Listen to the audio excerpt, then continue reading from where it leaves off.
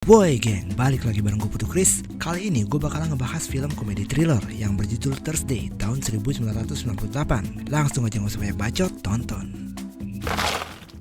Film ini menceritakan seorang pria yang bernama Casey. Casey adalah seorang pria yang mempunyai istri yang cantik bernama Christine. Mereka bertemu 5 tahun yang lalu. Saat pertama kali bertemu, Casey sangat mencintai Christine dan juga sebaliknya. Hubungan mereka sangat harmonis dan bahagia. Tapi sekarang hubungan mereka sudah tidak lagi seperti dulu. Mereka nggak lagi saling mencintai. Suatu malam, Casey mendapatkan telepon dari temannya yang sudah nggak pernah ketemu selama 5 tahun.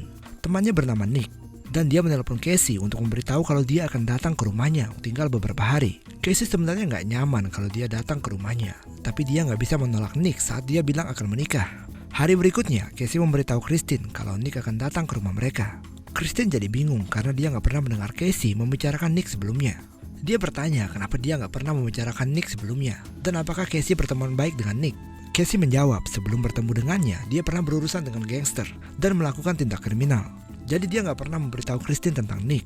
Christine nggak bilang apa-apa karena dia sudah telat untuk kerja. Christine memberitahu Casey kalau dia akan pulang telat karena akan makan malam dengan bosnya. Sebelum pergi, Christine mengingatkan Casey kalau Dr. Jarvin akan datang hari ini untuk mewawancarainya dan menentukan apakah dia layak untuk mengadopsi anak. Mereka berencana mengadopsi anak, jadi wawancara itu sangat penting untuk mereka. Sekarang Casey sendirian di rumahnya. Beberapa jam kemudian, temannya Nick sampai di rumahnya. Karena sudah lama nggak ketemu, mereka saling berpelukan dan kelihatan senang.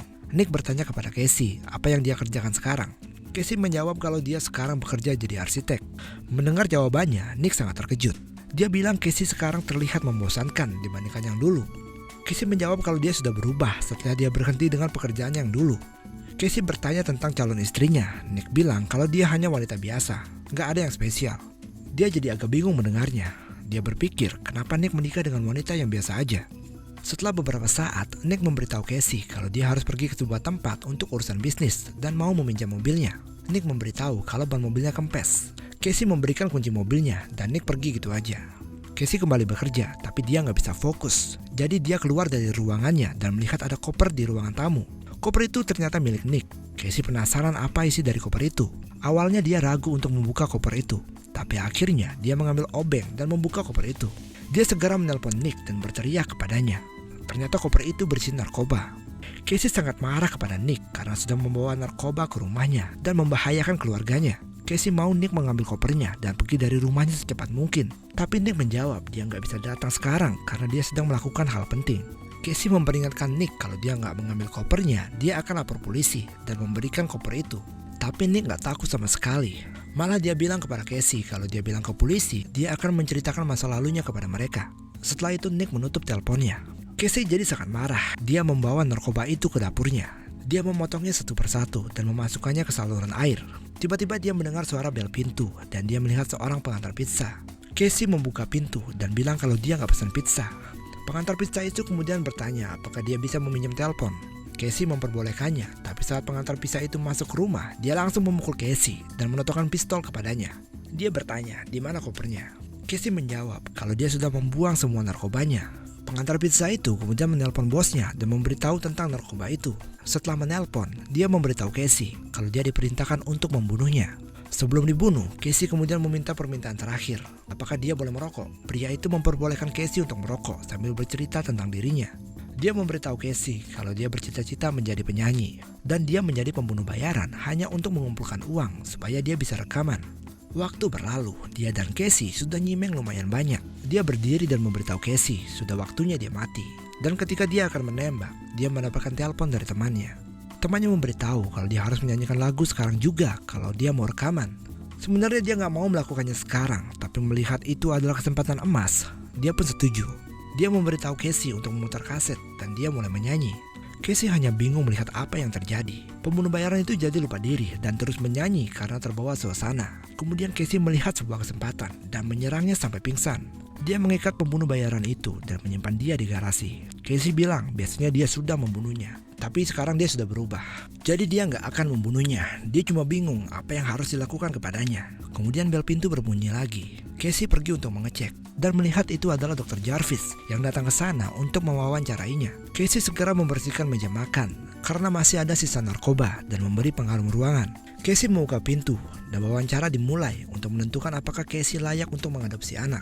Casey terlihat gugup. Dr. Jarvis bertanya kepadanya tentang beberapa hal. Casey menjawab pertanyaannya dalam keadaan gugup. Kemudian dia mendengar suara benturan yang keras dari garasi. Dia jadi takut kalau Dr. Jarvis mungkin mengetahui tentang keberadaan pembunuh bayaran itu. Casey bilang dia akan segera kembali dan pergi ke garasi. Kemudian Casey melihat pembunuh bayaran itu di pintu garasi. Casey nggak punya pilihan lain selain menggantungnya secara terbalik. Setelah kembali untuk wawancara, ada tamu lain yang datang ke rumahnya. Kali ini yang datang adalah seorang wanita cantik bernama Dallas. Dia memberitahu Casey kalau dia adalah teman Nick. Casey memberitahu kalau Nick tidak ada di sana dan memintanya untuk pergi. Tapi Dallas nggak peduli dan tetap masuk. Dr. Jarvis mengira kalau Dallas adalah teman Casey. Dia menyambutnya dan menanyakan beberapa pertanyaan tentang Casey. Casey pergi untuk menelpon Nick dan memberitahu tentang kedatangan Dallas. Sementara itu, Dr. Jarvis bertanya kepada Dallas tentang masa lalu Casey.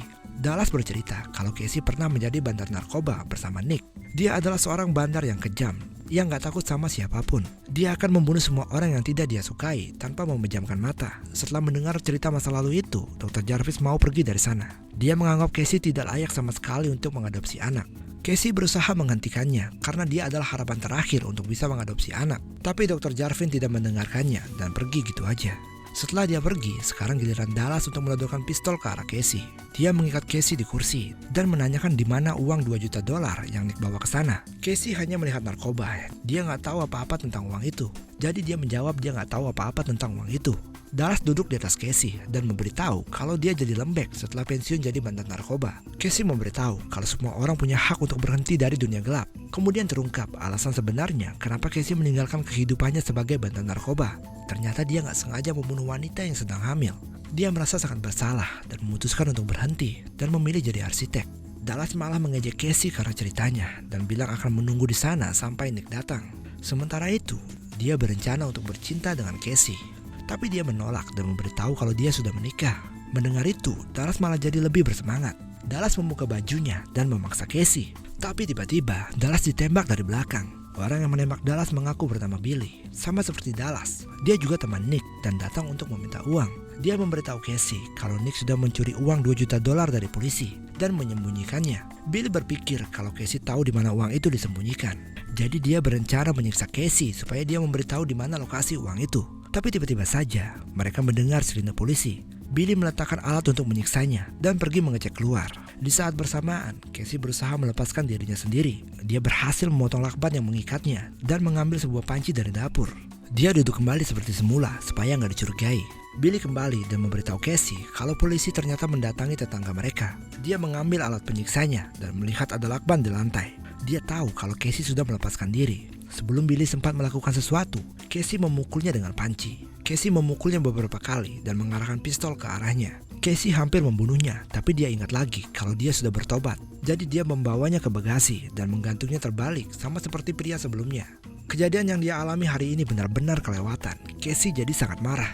Dia mendapat telepon dari Nick yang mengatakan dia akan keluar kota. Casey memberitahunya untuk datang dan membereskan kekacauan yang sudah dia buat. Tapi Nick bilang kalau dia nggak bisa datang ke rumah Casey karena dia sudah mencuri narkoba dari seorang bandar. Sekarang dia dikejar. Jadi dia harus meninggalkan kota itu untuk menyelamatkan hidupnya. Kemudian Nick juga memberitahu Casey kalau polisi akan mengejarnya karena Nick sudah mencuri uang dari polisi. Di sini terlihat Nick sudah tertembak. Mendengar suaranya, Casey sudah sadar dengan keadaan Nick yang sekarat. Nick minta maaf kepada Casey dan memberitahunya untuk pergi ke Prancis untuk menyelamatkan diri. Mereka berdua akhirnya mengucapkan selamat tinggal dan menutup telepon. Casey kemudian membersihkan darah yang ada di rumahnya dan berganti baju. Polisi yang Nick sebut-sebut akhirnya datang ke rumah Casey. Sama seperti yang lainnya, polisi itu juga menanyakan di mana uang itu disimpan. Casey menjawab dengan jawaban yang sama. Dia nggak tahu di mana Nick menyembunyikan uang itu. Polisi bilang dia percaya dengannya, tapi dia juga tahu semua yang terjadi di rumahnya. Dia memberitahu Casey kalau dia bisa memberikan uang itu sebelum jam 7 malam. Dia akan melupakan semua kejadian itu. Dia mengancam Casey karena mengira ada 2 mayat di rumahnya. Polisi itu bertanya di mana mayat itu. Casey mengajaknya ke garasi dan setelah melihat 2 orang digantung terbalik, polisi itu menembak keduanya. Dia memberitahu Casey lagi kalau dia punya waktu sampai jam 7 malam untuk membawa uang itu kepadanya. Casey kemudian membuang mayat itu menggunakan kantong sampah. Saat kembali ke rumahnya, dia melihat mobil Nick masih ada di sana. Dia melihat ban mobil itu dan ternyata memang kempes. Casey merobek ban kempes itu dengan pisau dan menemukan $2 juta di dalamnya. Dia tersenyum setelah melihat uang itu. Kemudian dia menemukan sebuah hadiah di dalam box yang ditinggalkan Nick. Casey membukanya dan menemukan 2 jam tangan. Ternyata itu adalah hadiah pernikahan untuk Casey dan istrinya. Nick dan Casey adalah teman baik. Jadi Nick tahu kalau Casey pasti menemukan uang itu. Setelah itu, Casey mengambil telepon dari pembunuh bayaran sebelumnya. Dia menelpon bandar narkoba yang sebelumnya narkobanya dicuri oleh Nick. Casey memberitahu mereka, jika mereka mau narkoba mereka kembali, mereka harus bertemu di rumahnya pukul 7 malam. Sekarang sudah jam 7 malam. Polisi itu sudah sampai di rumah Casey, tapi nggak menemukannya. Di saat bersamaan, bandar narkoba itu juga tiba di sana. Dengan membawa pistol, mereka masuk ke rumah Casey dan bertemu polisi itu. Selanjutnya lu bisa tebak sendiri apa yang terjadi. Setelah itu, Casey pergi bertemu dengan istrinya. Christine terkejut melihat Casey ada di sana. Christine bertanya kenapa dia ada di sana. Casey bilang dia akan pergi ke Perancis dan dia mau Christine ikut dengannya. Christine mengerti kalau Casey sedang ada masalah, tapi dia nggak tahu lagi apa yang harus dilakukan. Dia sudah punya karir yang bagus di sini, tapi dia juga mencintai Casey. Berpikir Christine nggak akan ikut dengannya, Casey berencana pergi sendirian. Tapi Christine menghentikannya dan memberitahu kalau dia nggak mau Casey meninggalkannya. Dia akhirnya setuju pergi dengan Casey. Casey kemudian menunjukkan $2 juta kepadanya. Christine bertanya gimana caranya dia mendapatkan uang itu. Casey bilang kalau mereka sudah sampai di Paris, dia akan memberitahu semuanya. Dan film berakhir ketika mereka berdua masuk ke dalam mobil.